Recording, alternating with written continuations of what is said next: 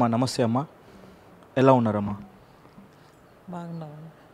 అంటే ఇది నేను అడగడం కరెక్టో రాంగో తెలియదు, ఎందుకంటే సార్ వెళ్ళిపోయిన తర్వాత మీరు ఎలా లీడ్ చేస్తున్నారని లైఫ్ అనేది నేను అడిగితే బాగుంటుంది అనుకుంటున్నాను. చెప్పండి అమ్మ, ఎలా ఉన్నారు సార్ వెళ్ళిపోయిన తర్వాత? సార్ వెళ్ళిపోయిన తర్వాత చాలా దుఃఖంలో ఉన్నాము. కానీ అప్పుడు మా కార్యకర్తలు ఇచ్చిన బలం, మా ప్రజలు, మా నియోజకవర్గం ప్రజలంతా మేమున్నాము, మా అంత అండగా మేమంతా మీ కుటుంబానికి ఎల్లవేళలా చూసుకుంటుంటాం అనడం మాకు చాలా ధైర్యాన్ని ఇచ్చింది. ఆ కార్యకర్తలు ఇచ్చిన మా మా వాళ్ళు మా ప్రజలు ఇచ్చిన మా నియోజకవర్గం పత్తికొండ నియోజకవర్గం ప్రజలు ఇచ్చిన దాన్ని బట్టి మేము ఈరోజు నా ఊపిరి మా కుటుంబానికి మాకు ఇచ్చిన ఊపిరి ఈరోజు మాకు చాలా ధైర్య సాహసాలతో ఈరోజు ఇంతవరకు మేము ముందుకెళ్ళడానికి నా కార్యకర్తలు నా దేవుళ్ళు. ఈరోజు ఎలా ఉందమ్మా సార్ లేకుండా కూడా మీరు ఎలా, సార్ లేకుండా కూడా ప్రజలకి మీరు ఏ విధంగా అందుబాటులో ఉన్నారు? అందరూ అనేవాళ్ళమ్మ, ఇప్పుడు అన్న లేడనేది ఒక్కటమ్మ మీకు తీర్చలేము, మేమంతా మీ అండగా ఉంటాము, మేమంతా ఎప్పుడు మీ శ్రేయభిలాషలాగా అందరం ఏ ఊరికి వెళ్ళినా కూడా అన్న ఉన్నాడని మీ వెంట నడుస్తాము, మీరు ముందు ఉండండి, మేమంతా మీ వెంట ఉన్నామని మాకు చాలా ధైర్య సాహసాలు ఇచ్చినారు. మా కుటుంబంలో ఉండేది మా బావగారు ఒక్కడే కాబట్టి ఆయన అండదండలు మాకు ఒక పెద్ద దిక్కుగా ఆయన ఒక్కడిని, ఆయన మేము మా కుటుంబానికి ఒక్కడే కాబట్టి ఇప్పుడు బాగుండడం, మా కుటుంబం అంతా ఆయన మీద ఆధారపడి మేము మా పార్టీతో అందరూ ధైర్య సహాయాలతో మేము ఏ ఊరికి వెళ్ళినా కూడా నారాయణ రెడ్డి గారి అండదండలు, ఆయన చేసిన మంచి పనులు, ఆయన ప్రతి ఒక్కరితో మంచిగా ఉండి స్నేహంగా ఉండి ఏ పదవులు ఆశించకుండా ప్రజల్లో వెళ్ళిపోవాలి. నాకు ఎప్పుడు కూడా మా కుటుంబాన్ని ఆయన ఎప్పుడు చూసేవాడు కాదు, ఎప్పుడు భార్య బిడ్డలతో కుటుంబాన్ని ఆయనకు సంబంధం లేదు, ఎప్పుడు మా బావగారు చూసుకునేవాళ్ళు మా కుటుంబాన్ని అంతా. ఆయన ఎప్పుడు పాలిటిక్స్, నా ప్రజలు నేను ఎప్పుడు ఒక్కటే మాట మాట్లాడేటవాడు.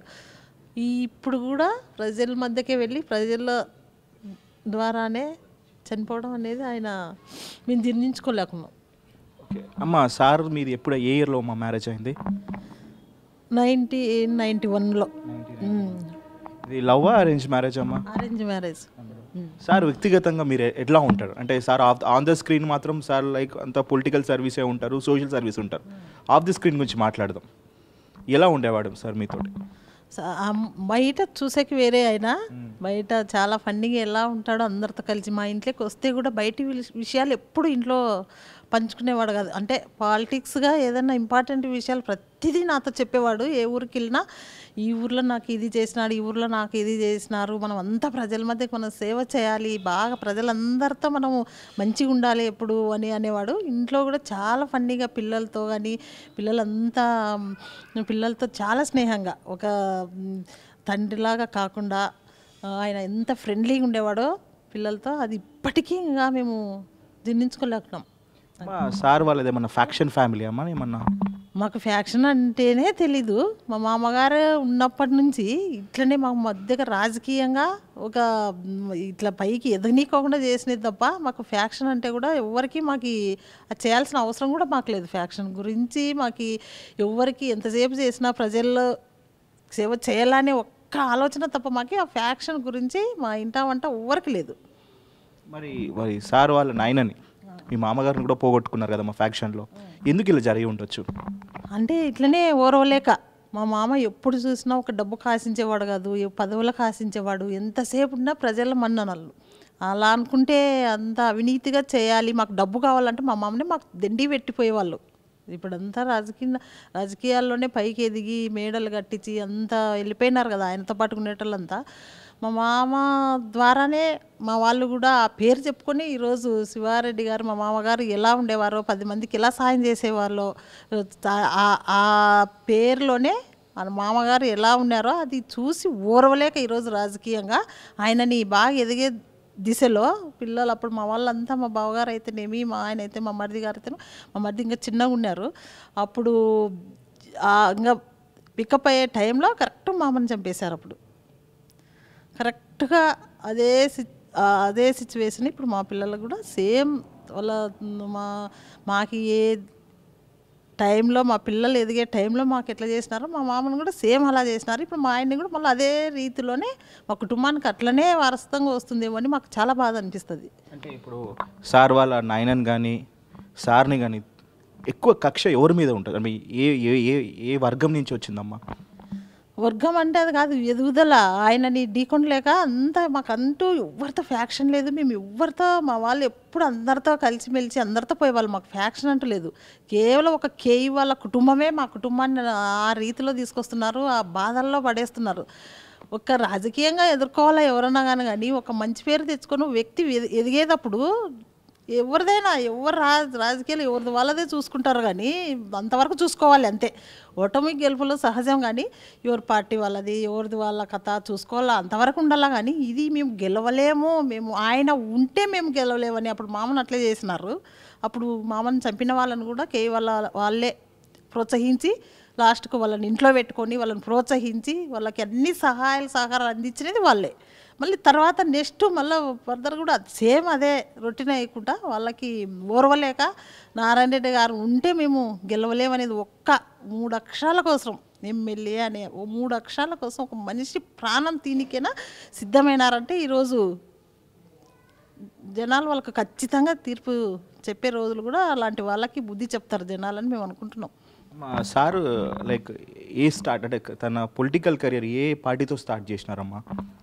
కాంగ్రెస్ పార్టీ నుంచి ఫస్ట్ నుంచి కోట్ల విజయవాసరెడ్డి మామ గారు ఉన్నప్పటి నుంచి కూడా వాళ్ళ ఫ్యామిలీతో మాకు చాలా సన్నిహితాలు. వాళ్ళ నుంచే మేము పైకి రావడం అంతా జరగడము.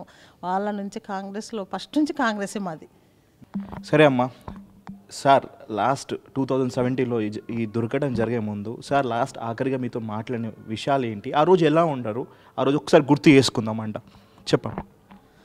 ఆ రోజు మార్నింగ్ 7:45కు పెళ్ళికి పోతున్నారు.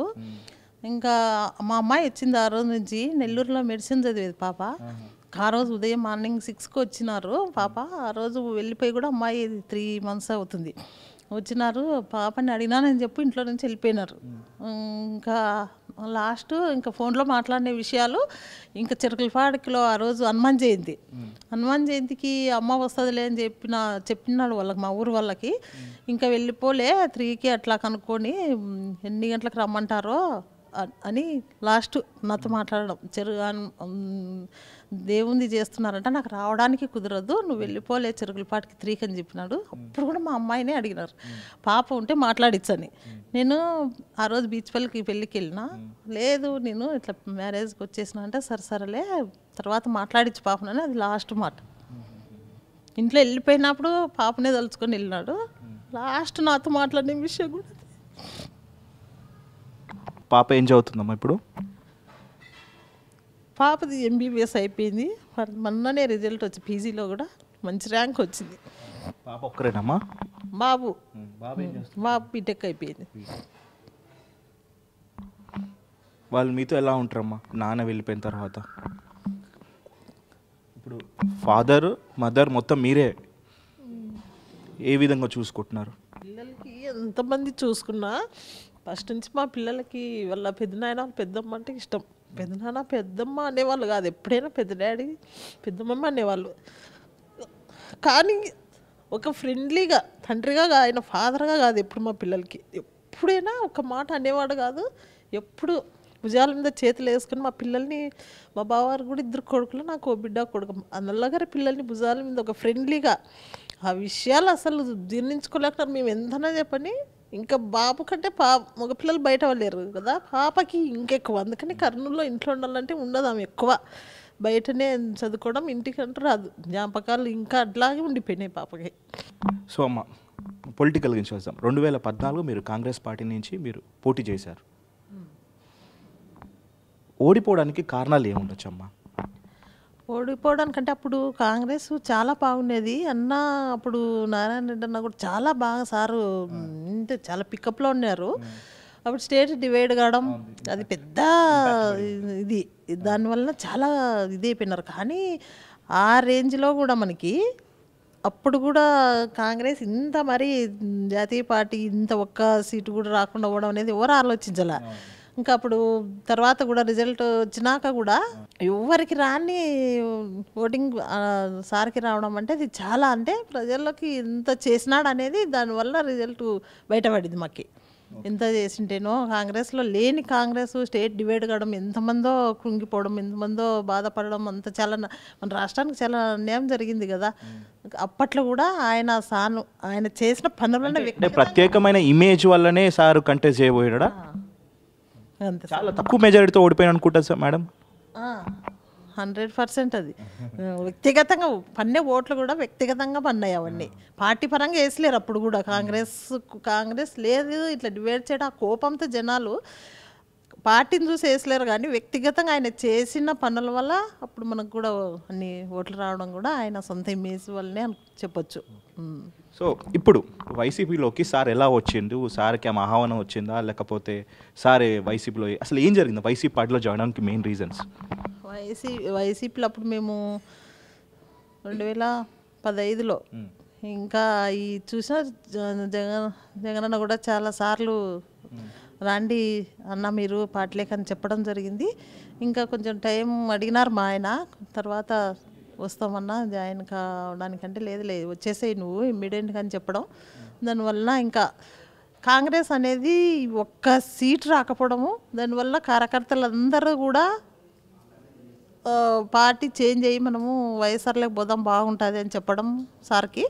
దానివల్ల మన పార్టీని మన కార్యకర్తలు మనం కాపాడుకోవాలి కదా, దాని గురించి వెళ్ళిపోవడం జరిగింది. ఇప్పుడు ఉండేది ప్రస్తుతం వైఎస్ఆర్సీపీనే కదా, ఇంకా తెలుగుదేశం ఢీ కొట్టాలంటే వైఎస్ఆర్సీపీ ఉంది. దానివల్ల మనం దాంట్లోకి ఆహ్వానించడం మేము వెళ్ళడం జరిగింది. మీరు పత్తికొండ ఇన్ఛార్జ్ ఉండే కదా సార్ అప్పుడు ఉన్నప్పుడు మేడం?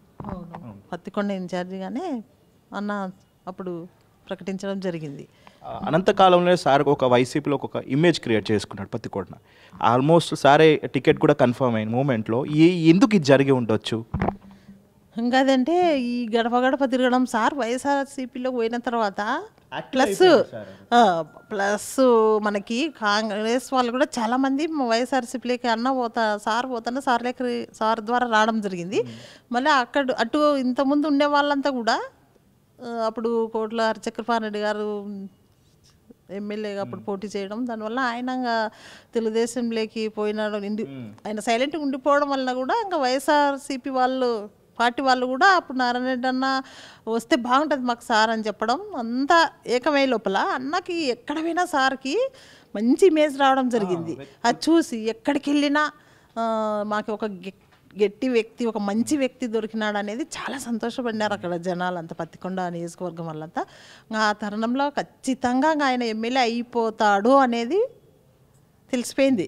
తెలిసిపోవడంలో ఈ డిప్యూటీ సీఎం కొడుకు కే కృష్ణమూర్తి గారి వాళ్ళ కొడుకు శ్యాంబాబుని వాళ్ళు నియోజకవర్గ తెలుగుదేశం ఇన్ఛార్జిగా చేయడం, ఓహో ఇట్లా ఈయన చేసుకుంటూ పోతే వాళ్ళ ఎప్పుడు చూసినా ప్రజల సేవ వాళ్ళకి అవసరంలే, వాళ్ళ ఎక్కడ ఏం దొరుకుతాయి, ఎక్కడ ఏమి అవినీతి పనులు ఎక్కడ ఉంటే వాళ్ళకి డబ్బు మెయిన్ ప్రధానం, అవి చేసుకుంటూ వెళ్ళిపోవడంలో దాంట్లో నారాయణ రెడ్డి ఉంటే మేము జరగలేము, నారాయణ రెడ్డి లాగా శ్రమ పడి మేము వెళ్ళలేం, ప్రజల్లోకి సేవ చేయలేమనేది ఒక్క దురాలోచన వాళ్ళకి పుట్టడము శ్యాంబాబుకి.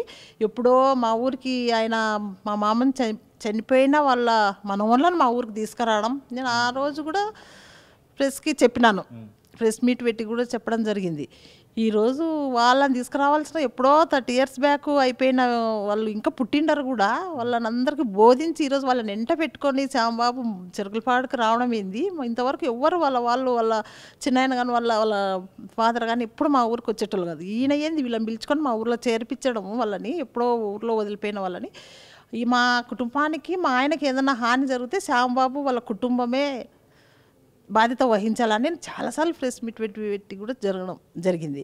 కేవలం అది దృష్టిలో పెట్టుకొని శ్యాంబాబు ఇది చేపించడం మొదటి ఒక్క ఎమ్మెల్యే నారాయణ రెడ్డి ఉంటే ఎమ్మెల్యే కాలేను అనేది ఆయన డిసైడ్ అయిపోయినాడు. మరి ఇంత అనుమానం ఉన్నప్పుడమ్మా లైక్ సార్ కానీ ఏదైనా ఒక వెపన్ క్యారీ చేయలేకపోయినారమ్మా? ఎందుకంటే సార్కి ఆల్రెడీ గన్మ్యాన్స్ కానీ గవర్నమెంట్ నుంచి ఏ సెక్యూరిటీ లేకుండా పోయిందమ్మా ఆ అటాక్ జరిగినప్పుడు. మేము చాలాసార్లు అందరికీ చెప్పుకున్నాము, మాకు సెక్యూరిటీ కావాలి, చాలా ప్రాబ్లం ఉంది, మేము మా ఏరియా డిప్యూటీ సీఎం కాన్స్టిట్యున్సీ మాది, మా వాళ్ళతో ఢీకుంటున్నప్పుడు మాకంటూ సేఫ్టీ అనేది ఉండాలి కదా అని చెప్తే ఎవ్వరు కూడా దాన్ని స్పందించలేదు. మా ఆయనకి ఎటువంటి సహాయ సహకారాలు అందించలేదు. వెపన్స్ ఏదో కోడ్ ఉంది, అప్పుడు ఎమ్మెల్సీ కోడ్ ఉందని చెప్పేసి ఎలక్షన్ కోడ్ ఉందని తీసుకున్న తర్వాత ఒక ఎలక్షన్ కోడ్ డేట్ కూడా అయిపోయింది. అయిపోయినా కూడా ఆయన చాలాసార్లు అడిగినారు, కానీ అప్పుడు కూడా నెగ్లెక్ట్ చేసినారు. ఇవో నీకుండా చేసినారు. వాళ్ళు డిప్యూటీ సీఎం కదా, వాళ్ళు చెప్పినట్ల అందరూ అధికారాలని చేతిలోకి తీసుకున్నారు అందరినీ. ఈ పథకం చేయాలని ఉద్దేశం, ఒకటే ఒక ఉద్దేశంతోనే అవన్నీ ఇప్పకుండా చేయడం ఆయన ఉత్తసేతలతో. అంటే ఈ థాట్ లేదు కదా, ఎప్పుడైనా ఆయనకి మంచి పనులు చేస్తున్నా మనల్ని ఎవరు ఏమంటారు అనే ఒక మూడులో వెళ్ళిపోయినాడు. కానీ సెక్యూరిటీ ఏమవసరం మనకనేది బాగా అదను చూసుకొని వాళ్ళ పని వాళ్ళు కానిచ్చుకున్నారు. ఇప్పుడు ఆ కేసు మొత్తము జైలుకి వెళ్ళిపోయినారమ్మా ఎవరైతే అనుమానితులు నిందితులే డైరెక్ట్, ఇంకా అది కోర్టు విషయంలో కానీ మీకు కరెక్ట్ అయిన సరైన జడ్జిమెంట్ మీకు జరిగింది ఉండొచ్చు అనుకుంటున్నారా? అంటే ఇంకా స్టార్ట్ కాలేదు కదా, ముద్దేలు రాపించినట్లంతా ముద్దేలు అయిపోయినారు. ఇంకా ఫర్దర్ విషయాలు ఇంకా కొన్ని రోజుల తర్వాత తెలుస్తాయి. సో ఆ మూమెంట్లో అటాక్ జరిగిన తర్వాత జగనన్న ఆ ఇన్సిడెంట్ జరిగిన చోటుకి రావడం, మిమ్మల్ని కలవడం, ఆ మూమెంట్ మీకు ఎలా అనిపించింది? జగనన్న మీకు ఏ ధైర్యం ఇచ్చారు మీరు ఆ రోజు? జగనన్న అదే, ఏం భయపడొద్దండి అమ్మా, నేనున్నాను, మీ కుటుంబాన్ని నేను చూసుకుంటాను, మీరేం భయపడొద్దండి అని చాలా భరోసా ఇవ్వడము. వెంటనే మళ్ళా భర్తల్ని గెలుస్తానని, భర్తలు పోతే భార్యలు ఉండరా గెలవడానికి, అంతకంటే ఎక్కువ మెజార్టీతో గెలిపించుకుంటాం అనేది మాకు చాలా ధైర్యాన్ని ఇచ్చింది. ఆ రోజే మీకు ప్రకటించారు ఆ అభ్యర్థి, ఎమ్మెల్యే అభ్యర్థి మీరే అని, అంటే ఫస్ట్ అభ్యర్థి మీరే అని ప్రకటించారు. ఎలా అనిపించింది అప్పుడు మీకు? చాలా అంటే కుటుంబంలో ఒకరు పోతే ఆటి వరకే అంతం అనేది ఉండకూడదనే మనోధైర్యాన్ని ఇలాంటి నాయకులు ఉంటే కూడా దేశం చాలా బాగుపడుతుంది, ఆ కుటుంబాలు బాగుపడతారని నాకు చాలా, మా కుటుంబం అంతా సంతోషించినాం ఆ రోజు. అంటే అంతవరకే అంతం కాకుండా తర్వాత నెక్స్ట్ ఇట్లా ఎవరికి మా కుటుంబానికి జరిగినట్లు ఏ కుటుంబానికి జోలి పోకూడదు ఇంకా. ఎందుకంటే ఒక్కరు చనిపోతే అటు వరకు అంతం కాకూడదు కదా, మంచి చేసే వాళ్ళకి రాజకీయాలు స్టెప్ ముందుకెళ్ళాలంటే ఎవరికో అవకాశం ఇవ్వాలని ఒక మంచి ఆలోచన చేసినాడు అనే ధైర్యం ఆ రోజు చాలా సంతోషం అనిపించింది. సో సార్ చనిపోయిన వెంటనే మీరు కొద్ది రోజుల తర్వాత మీరు చాలా యాక్టివ్ పాలిటిక్స్లో వెళ్ళిపోవడం జరిగింది. ప్రతికొండ ప్రజలకు మీరు ఎప్పుడు అందుబాటులో ఉండడం కానీ, ఆ నవరాత్రాలు కానీ అలాంటి సమ్ స్కీమ్స్ అనేది మీరు జనాల్లోకి తీసుకెళ్తున్నారు. ఏ విధంగా రిసీవ్ చేసుకుంటున్నారమ్మా? సార్ లేరు కాబట్టి సార్ ఆశయాలు కానీ, సార్ ఏదైతే అనుకున్నారో మీరు జనాల్లోకి ఎలా తీసుకొస్తున్నారు, జనాలు ఏ విధంగా మిమ్మల్ని రిసీవ్ చేసుకుంటున్నారు?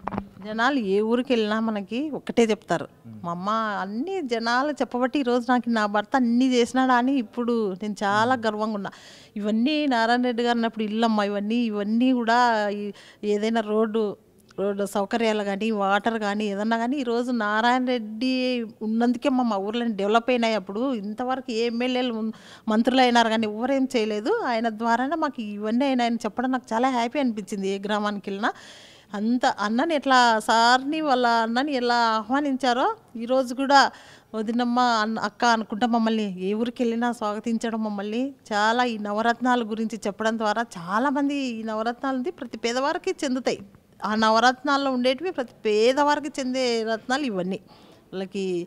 అందుకని చాలా హ్యాపీగా స్వాగతిస్తున్నారు ఏ గ్రామానికి వెళ్ళినా. అమ్మ మీకు పాలిటిక్స్ అనేది కొత్త కాదు, అంటే సార్ చేయడం కానీ మీరు ఇంట్లో ఉండే వ్యక్తి, సార్కి హెల్ప్ఫుల్గా ఉండే వ్యక్తి, ఇప్పుడు మీరు ప్రత్యేకంగా రాజకీయాల్లో ఉండడం జరుగుతుంది. ఏ విధంగా ఉందమ్మా? నాకంటే బై బర్త్ నాన్న మా పేరెంట్స్ది కూడా రాజకీయ కుటుంబమే. వాళ్ళు కూడా లోను అక్కడ నాన్న వాళ్ళకు కూడా ఈ కేఈ వాళ్ళ నుంచి కొన్ని చాలా బాధలు పన్నారు. అప్పుడు కూడా అపోజిషన్ నాన్న వాళ్ళ తరఫు నుంచి కూడా వీళ్ళు కేఈ వాళ్ళు చాలా బాధలు పన్నారు, వాళ్ళ అన్న వాళ్ళు కూడా. ఇంకా అప్పటి నుంచి మేము కొత్త కాదు మాకి రాజకీయాల్లో. నాన్న వాళ్ళది కూడా బాగా అంత పెద్ద ఫ్యామిలీనే. నాన్న కూడా మంచి వ్యక్తిత్వం ఉన్న మనిషి, రాజకీయాల్లో కూడా బాగా ఉండేవాడు. ఇంకా అప్పటి నుంచి మాకు అలవాటు అయిపోయినాయి, ఇవన్నీ కొత్త కాదు. తర్వాత మళ్ళీ నన్ను కూడా ఒక రాజకీయ కుటుంబానికి ఇవ్వడం, తర్వాత ఇది అలవాటు పడిపోయినాం. అమ్మ ఈ 5 years నుంచి మీ నియోజకవర్గంలో ఉన్న ఏ అభివృద్ధి ఏం జరిగి ఉండదు? అంటే ఈ 5 years నుంచి అంటే వాళ్ళ అధికారం ఉంది కదా తెలుగుదేశం వాళ్ళది. వాళ్ళు ఎన్నో వాళ్ళ తమ్ముళ్ళు మంత్రి పదవులు అనిపించరు, ఎమ్మెల్యేలు అయ్యి, ఈయన వాళ్ళ అన్న ఎమ్మెల్యే అయిపోయా మంత్రి పదవులు, ఇంత గొప్ప గొప్ప పదవులు అనిపించరు, అన్నీ చేసారు. కానీ నియోజకవర్గంలో ఎక్కడా కూడా వాళ్ళు అభివృద్ధి చేసినదంటే ఏం లేదు. ఎట్లా ఉండేదో ఇంతకుముందు, ఇంకా ఇంతసేపు ఉన్నా ఏ అభివృద్ధి చూసినా అప్పుడు ఇదే చెప్తారు. మనం నారాయణ ఉన్నప్పుడు అభివృద్ధి చేసినారమ్మా, ఇంతవరకు ఒక ఇండ్లు లేవు, ఒక ఏ పథకాలు వచ్చినా ఈ జన్మభూమి కమిటీ ద్వారా వాళ్ళ దగ్గరుండే నాయకులకు తప్ప ఈ పథకాలు ఏవి వెళ్ళలేవు అనేది కూడా నిదర్శనం ఇప్పుడు పత్తికొండ. అభివృద్ధి అంటూ ఏది లేదు. లాస్ట్కు మంచినీళ్ళు కూడా ఏ ఊరు ఏ గ్రామానికి వెళ్ళినా మంచినీళ్ళు కూడా అందించే పరిస్థితిలో లేరంటే ఇంకా ఎలాంటి వాళ్ళు రాజకీయం చేస్తున్నారో ప్రజలు గుర్తించినారు ఇప్పుడు. ఇప్పుడు మీరు వైసీపీ ఎమ్మెల్యేగా మీరు కంటెస్ట్ చేయబోతున్నారు కాబట్టి మీరు జనాలకు ఇచ్చే హామీ ఏంటి? మీ పర్సనల్గా సార్ నారాయణ రెడ్డి గారు ఆశయాలకు ఏ విధంగా మీరు ముందుకెళ్తారు? నారాయణ రెడ్డి ఎప్పుడు అనేవాళ్ళు, నాతో కూడా చాలా సందర్భాల్లో మాట్లాడినారు. పత్తికొండకు మనం ఫస్ట్ మెయిన్ బ్లాక్ ఒక ఆ ఏరియా అంతా ఏం సోర్సెస్ లేవు, ఏ బిజినెస్లు చేసుకున్నా కానీ ఫ్యాక్టరీస్ కానీ ఏం లేవు. కేవలం ఒక మంచినీరు చెరువులు నింపితే తప్ప అక్కడ జనాలంతా ఒక టమోటా జ్యూస్ ఫ్యాక్టరీ 2 చేసి ఫస్ట్ మెయిన్ మంచినీళ్ళు తెప్పియాల. చాలామంది తాగునీరు లేదు, సాగునీరు లేదు. ఎన్నో చెరువులు నింపితే కొన్ని వేల ఎకరాలు పండించుకుంటారు, దానివలన ఉపయోగాలు ఉంటాయి అని ఆయన ఎప్పుడు అనుకునేవాడు. ఇప్పుడు కూడా కొన్ని ఇలాంటివన్నీ మనం వీళ్ళు డిప్యూటీ సీఎం గారు చాలా హామీలు ఇచ్చారు ఎలక్షన్ల కంటే ముందు, కానీ ఒక్క చెరువు నింపినేది లేదు, వాళ్ళు చేసింది ఏం లేదు. వాళ్ళ ముఖ్యమంత్రి గారు కూడా అన్ని పథకాలు పెట్టి ఏం చేసినా కూడా అన్నీ మొన్న కూడా తిగ్గిల్ మండలంలో జొన్నగిరిలో ఉండే ఏదో జలహారతని దాంట్లో నీళ్లు లేకుండా ఏదో అడావుడి చేసేసారు. సీఎం గారు వచ్చినారని ఆ నీళ్ళు చేయడం, దానికి ఆయన వచ్చిపోయిన తర్వాత ఏదో ఒక నీళ్లు ఉంటుండే మా చెరువులో జొన్నగిరిలో. ఇప్పుడు ఆ నీళ్లు కాదు కదా, బురద కూడా లేకుండా అయిపోయింది ఆయన జలహారతి ఇచ్చినాక. ఇలాంటివన్నీ చేసుకుంటున్నారు కానీ అభివృద్ధి అంటే ఏం లేదు. వీళ్ళు ఇప్పుడు సీఎం అయినారు, అంతకంటే పెద్ద వాళ్ళకి ఏం రాదు కదా. ఒక ఫ్యాక్టరీ జ్యూస్, అక్కడ టమోటా ఎక్కువ పండిస్తారు రైతులు.